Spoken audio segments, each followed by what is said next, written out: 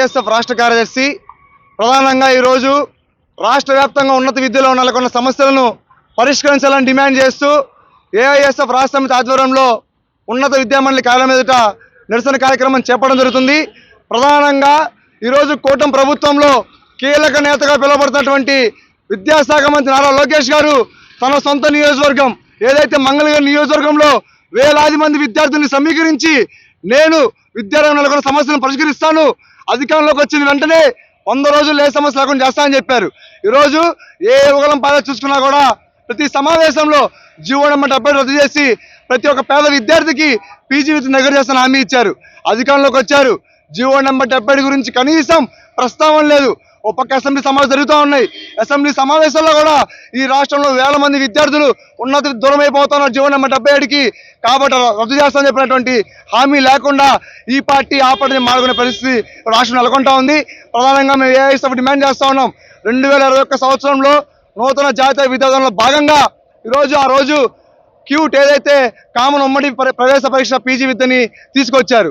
ఈరోజు రాష్ట్రంలో ఉమ్మడి పీజీ ప్రవేశ పరీక్ష విధానాన్ని అమలు చేయడం వల్ల ఉదాహరణకి ఒక ఎస్వి యూనివర్సిటీలో 2021 సంవత్సరంలో 1752 మంది విద్యార్థులు చదువుకుంటుంటే పీజీ, ఈ ఉమ్మడి పీజీ ప్రవేశ పరీక్ష అమలు చేసిన తర్వాత ఈరోజు 900 సంఖ్య పడిపోయింది.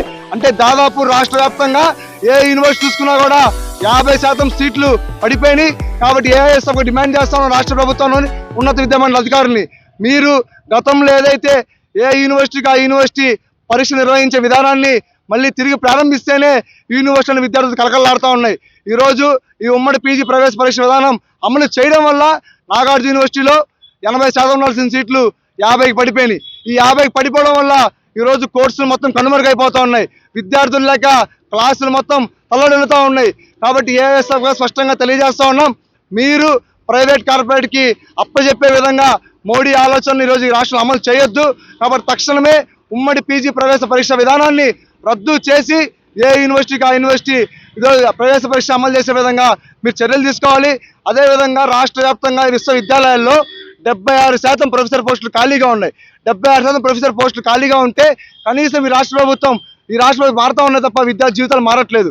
2006 సంవత్సరం తర్వాత ఈ రాష్ట్రం లెక్క కనీసం ప్రొఫెసర్ పోస్టు భర్తీ నోటిఫికేషన్ ఇవ్వలేదు.